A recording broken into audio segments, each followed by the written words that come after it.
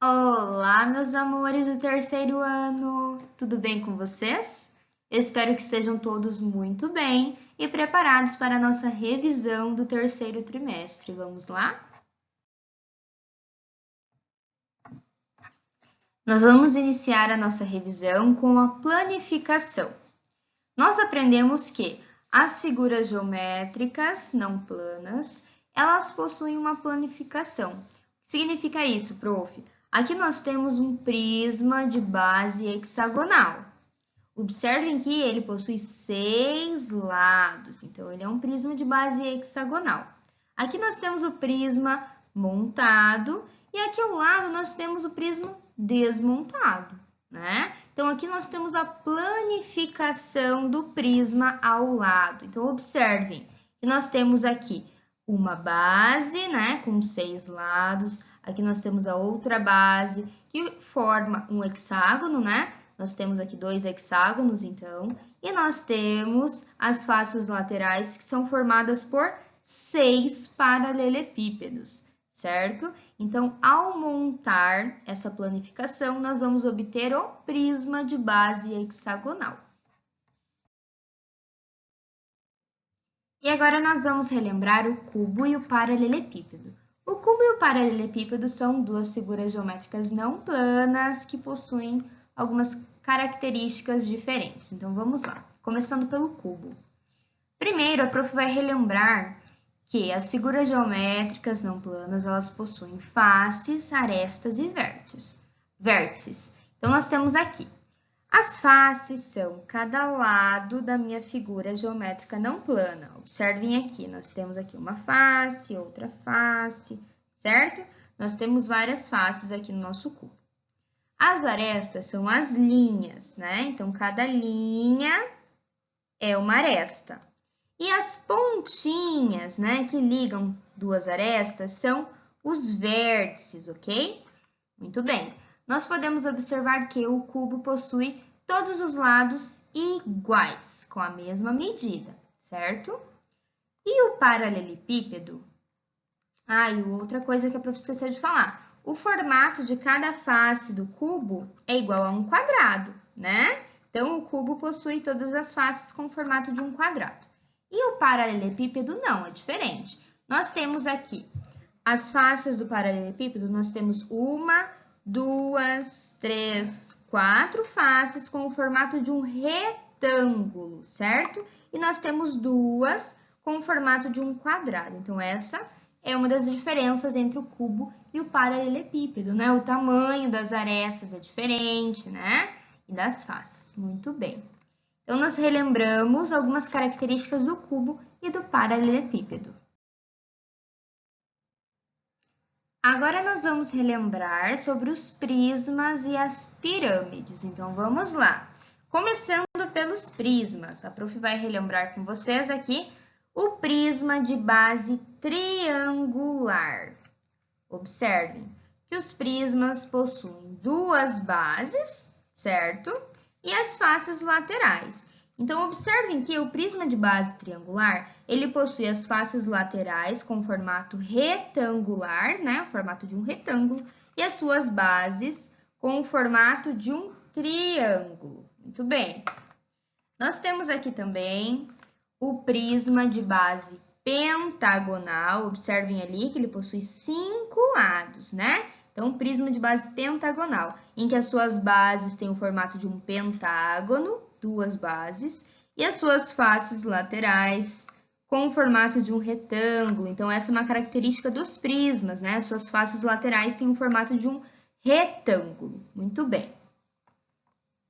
Agora, nós vamos para o prisma de base hexagonal. Observem lá que ele possui 6 lados, né? Então, esse é o prisma de base hexagonal. Uma base aqui, a outra base aqui atrás. E as faces laterais nós temos aqui com o formato de um retângulo também. Muito bem, agora nós vamos para as pirâmides. Vamos lá. Começando pela pirâmide de base triangular. Então, observem aqui a base dessa pirâmide possui o formato de um triângulo, né? E uma característica importante das pirâmides é que as faces laterais das pirâmides possuem o formato de um triângulo, certo? E elas possuem também uma base, certo? Agora nós vamos para a pirâmide de base quadrada, então a sua base tem o formato de um quadrado, certo? E as suas faces laterais têm o formato de um triângulo. Muito bem. Agora nós vamos para a pirâmide de base hexagonal. Nós temos aqui 6 lados, certo? Então, uma base com o formato de um hexágono e as suas faces laterais com o formato de um triângulo. Agora nós vamos para a última pirâmide que a prof tem aqui, que é a pirâmide de base pentagonal. Então, observem ali que a base da pirâmide tem o formato de um pentágono, né? Tem 5 lados. E as suas faces laterais com o formato triangular. Muito bem, essa é a característica das pirâmides. Muito bem, nós revisamos os prismas e as pirâmides. Agora nós vamos para o cilindro, cone e esfera. Começando pelo cilindro, então vamos lá. O cilindro é uma figura geométrica não plana, tá? Então, olha só. Ele possui aqui duas bases, né? Com formato circular, uma base aqui, a outra aqui com formato circular. Então, o cilindro possui formas arredondadas. Muito bem. Nós temos também o cone, né? Que tem um formato cônico, né? E ele possui uma base com formato circular e ele possui formas arredondadas também. Muito bem, então o cone tem um vértice aqui, certo? O cilindro não possui vértices. E nós temos também a esfera, que a prof trouxe aqui um exemplo. O que nós podemos comparar a esfera, prof? Uma bola de futebol, por exemplo, né? Se parece com a esfera. Então, a esfera, meus amores, ela não tem base, não tem vértices e não tem arestas, tá? Então, nós temos o formato, né, da esfera, mas ela não possui vértices, faces e arestas. Muito bem. Prof, o que me lembra um cone? Se vocês lembrarem das festas de aniversário, vocês vão lembrar que geralmente nós utilizamos um chapéu que tem um formato cônico, que se parece muito com o cone. Assim como alguns tipos de sorvete, né, tem um formato parecido, as casquinhas, né, de sorvete têm um formato parecido. O cone, existem várias embalagens com um formato parecido com, com o cilindro, né? Existem várias embalagens parecidas com o cilindro que nós vemos no nosso dia a dia. E a esfera, como a prof disse, bola de futebol, bola de tênis, vão lembrar a esfera, né? Vão nos lembrar da esfera. E agora nós vamos para as figuras geométricas planas. E ao contrário das figuras geométricas não planas, nós só conseguimos visualizar uma figura geométrica plana em algo plano, né? Então, nós temos o contorno preenchido. Como a prof trouxe aqui o exemplo, nós temos aqui o quadrado. Observem, né? Nós temos apenas o contorno aqui do quadrado, que a prof fez. Muito bem, nós temos o contorno, mas ao contrário do cubo, por exemplo, o cubo possui várias faces, né? E o quadrado possui apenas um contorno. Assim como o retângulo, né? Nós temos aqui o retângulo, observem aqui apenas o contorno. Nós podemos representar esse quadrado, esse retângulo apenas em algo plano, como uma folha de papel, por exemplo, né? Nós temos também, deixa a prof ver, o triângulo. Observem aqui o triângulo, né? 3 lados. Tudo bem, nós temos aqui o contorno dele. E nós temos também o círculo. Essas são as principais, né, meus amores? Nós estamos relembrando, existem outras figuras geométricas planas também. Muito bem. mas essas são as principais. Agora nós vamos relembrar o que é congruência, né? Então, nós aprendemos que para uma figura ser congruente, ela precisa ter as mesmas... Para as figuras serem congruentes, elas precisam ter a mesma medida, certo? Então, vamos lá. O prof trouxe como exemplo 3 tipos de triângulos, né? Cada um com uma característica específica. Então, nós temos aqui o escaleno, que possui 3 lados diferentes. Observem, cada lado é diferente. Nós temos o isósceles, que tem 2 lados iguais e um diferente. E o equilátero, que tem 3 lados exatamente iguais. Prof, se eu quisesse desenhar triângulos que sejam congruentes aos triângulos que estão aqui, como eles seriam? Exatamente iguais, né? Então, para representar esse triângulo escaleno, a prof teria que desenhar outro triângulo escaleno, né? Para ser congruente ao de cima, ou seja, para ter todas as medidas iguais. Para desenhar um triângulo isósceles congruente, a prof teria que desenhar outro igual, né? Ao de cima. E o equilátero também, certo? Então, para que as figuras sejam congruentes, elas precisam ter a mesma medida, ok? Agora nós vamos relembrar comprimento e área. Nós aprendemos que, para medir o comprimento e a área, nós podemos utilizar unidades de medida padronizadas e unidades de medida não padronizadas. Então, qual é a diferença entre os 2 tipos de unidades de medida? As padronizadas seguem um padrão, ou seja, algo que não muda, né? Que é igual. O cronômetro é um exemplo, é um instrumento, né? Para medir algo padronizado. A fita métrica, né? Nós temos aqui a balança, o relógio, que vai medir o tempo, a trena, né? Nós temos aqui vários exemplos.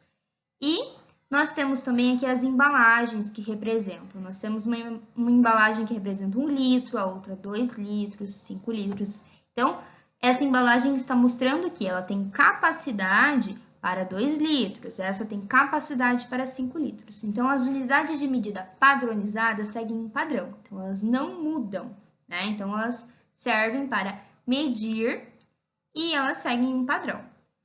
E as unidades de medida não padronizadas, elas não seguem um padrão. Então, observem, a prof trouxe alguns exemplos, o polegar, o palmo, o passo. Pensem com a prof, cada pessoa tem um palmo, um passo e um polegar diferente, né? Com um tamanho diferente, porque todos nós somos diferentes. Então, esse tipo de unidade de medida não padronizada não segue um padrão, porque cada pessoa possui um palmo diferente, com uma medida, né? Mas nós podemos utilizar esse tipo de unidade também. Por exemplo, nós queremos medir o comprimento dessa sala, mas, prof, eu estou sem fita métrica, não tem uma trena, como que eu faço para medir? Nós podemos utilizar o passo, né? Para ter uma noção, mais ou menos, de qual é o comprimento da sala, né? O metro, o grama e o litro são exemplos de unidades de medida padronizadas, né? Então, por exemplo, quando nós vamos medir a nossa altura, a Prof. Gabi tem 1 metro e 62 centímetros, certo? Então, 1 metro é uma unidade de medida padronizada, que segue um padrão. O grama, quando nós queremos medir o nosso peso, né? Então, a Prof. Gabi foi até uma balança, a Prof. Gabi pesa 52 quilos, né? Um exemplo. Vocês podem se pesar também, né? Para medir a massa.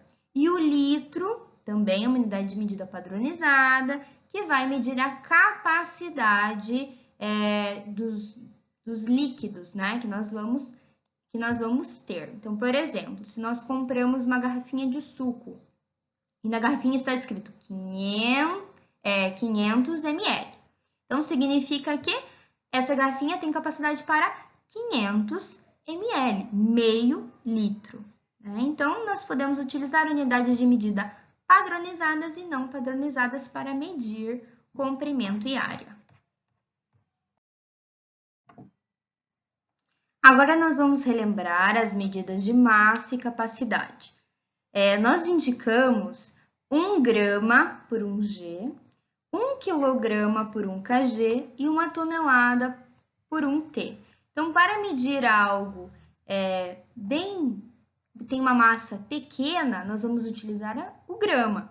Quando nós queremos medir algo que tem uma massa um pouco maior, nós vamos utilizar o quilograma. E quando nós queremos medir a massa de algo que é bem mais pesado, nós vamos utilizar a tonelada, né? Então, nós temos aqui 1000 gramas é igual a 1 quilograma. E 1000 quilogramas é igual a 1 tonelada, que é bem pesado, né? Então, vamos lá. Nós indicamos também 1 quilograma por 1 kg, 1 grama por 1 G e 1 miligrama por 1 mg. Então, miligrama é uma unidade de medida de massa bem pequena. Geralmente, ela aparece em caixinhas de remédio, né? Para representar uma massa bem pequena. Muito bem, então a prof trouxe aqui alguns exemplos. Observem essas duas embalagens aqui que a prof trouxe. Olha só o tamanho de cada uma. Qual delas vocês acham que tem a massa menor? Vamos lá, pensando. A caixinha de chá ou a caixinha de creme de leite? Qual tem a massa menor? A menor massa? Muito bem, nós temos que observar na caixinha qual é a massa de cada produto, né? Então, nós não podemos observar e falar pelo tamanho, né? A não ser que sejam dois produtos da mesma marca, né? Que representam o mesmo conteúdo. Aí sim, por exemplo, 2 pacotes de batata frita. O pacote maior vai ter a maior massa, né? Se eles são da mesma marca, se representam o mesmo produto. Mas como nós temos dois produtos diferentes, nós temos que observar qual é a massa de cada um. Então, vamos começar pelo chá Mate Leão. Observem ali quantos gramas tem esse chá? 40, né? 40 gramas. Então, possui uma massa bem pequena. Agora vamos para o creme de leite. Observem ali. 200 gramas. Então, quem disse que a caixinha de chá tinha a massa menor, acertou. Porque a caixinha de chá tem apenas 40 gramas, né? Enquanto a caixa de creme de leite, 200 gramas. Então, ela tem a massa bem maior, né? Muito bem. Agora eu vou mostrar para vocês duas embalagens, a de creme de leite e outra que a prof tem aqui. Então, nós temos aqui a de creme de leite e a de leite condensado. Qual das duas tem a maior massa? Maior agora, a prof está pedindo. Vamos lá. Qual será, hein, amigos? Vamos lá, agora vamos observar. A de creme de leite nós já sabemos que tem 200 gramas, né? Vamos observar agora a de leite condensado. Observem ali, 395 gramas. Então, a embalagem que tem a maior massa é a de leite condensado. Muito bem. Agora, nós vamos para medidas de capacidade. Nós vamos utilizar as medidas de capacidade como o litro, né? Então, nós indicamos 1 litro por 1 L e 1 mililitro por 1 ml. Então, 1 mililitro vai representar uma medida de capacidade bem pequena. E o litro vai indicar uma medida de capacidade maior, né? Então, por exemplo, se nós compramos uma garrafinha de água pequena, ela vai ter geralmente 500 ml. Então, é uma medida de capacidade pequena. Mas se a prof vai lá e compra um suco de 2 litros, aí a capacidade vai ser bem maior, né? Então, a prof trouxe aqui um exemplo. Observem aqui a capacidade dessa caixinha de leite, né? Ela tem capacidade para 1 litro. Então, significa que aqui dentro tem 1 litro de leite, que é igual a 1000 ml, certo? Muito bem, então nós relembramos as medidas de massa e de capacidade. Agora nós vamos relembrar a multiplicação, né? A prof trouxe uma multiplicação com reagrupamento. Então, o que é o reagrupamento? O reagrupamento ocorre quando em uma etapa, né, o resultado da multiplicação de um fator pelo algarismo de uma das ordens resulta em um número igual ou superior a 10, o que exige o reagrupamento. Então, quando nós multiplicamos o fator aqui nesse caso é o 3, por um número das ordens, aqui, por exemplo, pela unidade, e o resultado é igual ou superior a 10, ou maior que 10, aí nós temos que reagrupar, né? Então, vamos lá, vamos lembrar como ocorre o reagrupamento. O prof vai pegar aqui o marcador e a prof trouxe também a tabuada do 3, que vai nos auxiliar aqui.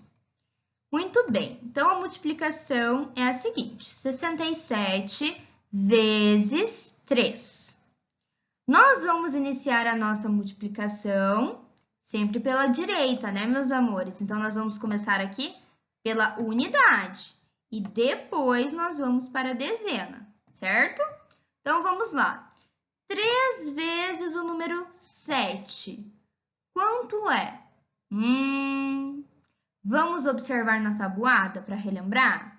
3 vezes o 7, observem ali, é igual a 21.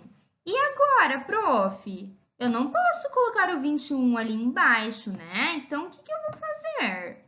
Vamos lá, meus amores. Nós vamos ter que reagrupar o número 21, né? Porque o resultado da multiplicação de 3 vezes o 7 é um número superior a 10, né? Maior que 10. Então, nós precisamos reagrupar. O número 21 possui uma unidade e 2 dezenas, certo? Então, o número 1, que representa a unidade, vai ficar aqui embaixo, né? Onde representa a unidade. E o número 2, que está representando a dezena, vai lá para a casa das dezenas. Então, vai ficar aqui em cima do número 6. Muito bem. Então, vamos lá. Agora que nós já multiplicamos 3 vezes o 7, agora nós vamos multiplicar 3 vezes o 6. Quanto é 3 vezes o 6? Vamos relembrar observando a tabuada.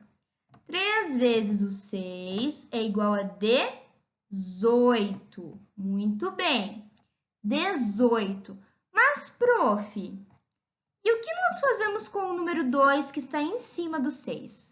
Nós vamos adicionar com o resultado da multiplicação de 3 vezes o 6. Então, 3 vezes o 6 é igual a 18, certo? Então, agora nós vamos adicionar aqui mais 2 dezenas que estão aqui, que nós reagrupamos. Então, nós vamos colocar aqui 20, né? Porque 18 mais 2 é igual a 20. E nós multiplicamos 67 vezes o número 13 e o resultado dessa multiplicação é igual a 201. Muito bem. Agora nós vamos para a divisão. Vamos relembrar. A prof trouxe uma divisão aqui. 546 dividido por 3. Né? Então, aqui nós temos a chave e nós estamos dividindo pelo número 3. Então, 546 é o nosso dividendo, é o valor que nós estamos dividindo. O número 3, que está aqui dentro da chave, é o divisor, é o número pelo qual nós estamos dividindo 546, né? Então, vamos lá. O prof vai pegar o marcador, vamos iniciar essa divisão. Nós vamos iniciar a divisão pelo número 5, certo? 5 dividido por 3. Eu consigo dividir 5 por 3? Consigo, né? Porque o 5 é maior que o número 3. Então, nós conseguimos. Prof. Gabi, mas eu não encontrei o número 5 na tabuada do 3. Realmente não tem, né, amores? Então, o que nós vamos fazer? Nós vamos utilizar o 3 vezes o número 2, que é igual a 6, ou 3 vezes o número 1, que é igual a 3? 3 vezes o número 1, muito bem. Por que nós vamos utilizar 3 vezes o número 1, meus amores?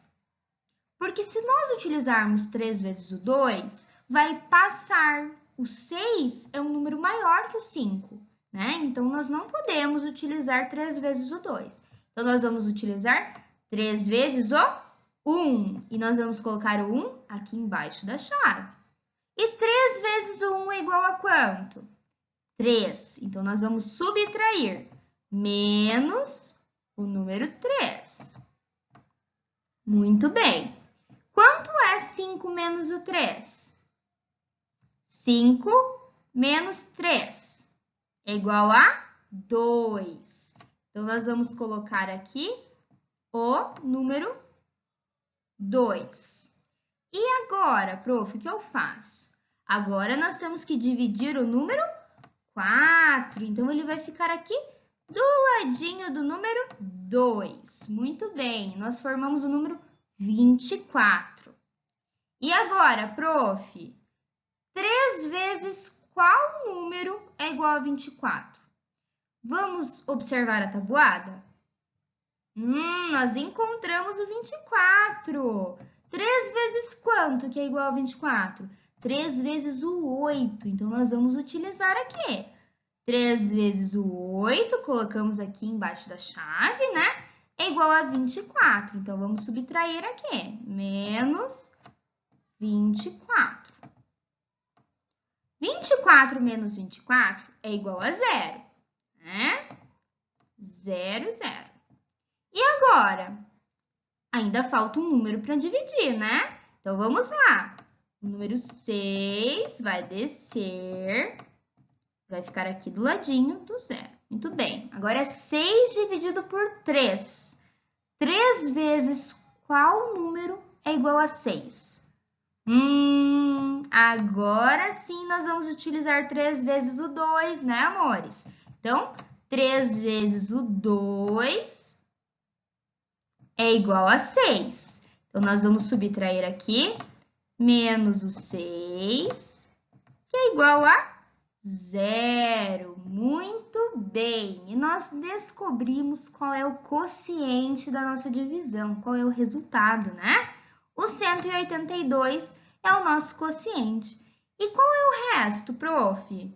O resto é o número 0. E quando o nosso resto é igual a 0, significa que a divisão é exata. Muito bem. Então, relembrando, o 546 é o dividendo, o número 3 é o divisor, o 182 é o nosso quociente, o nosso resultado, e o 0 é o nosso resto.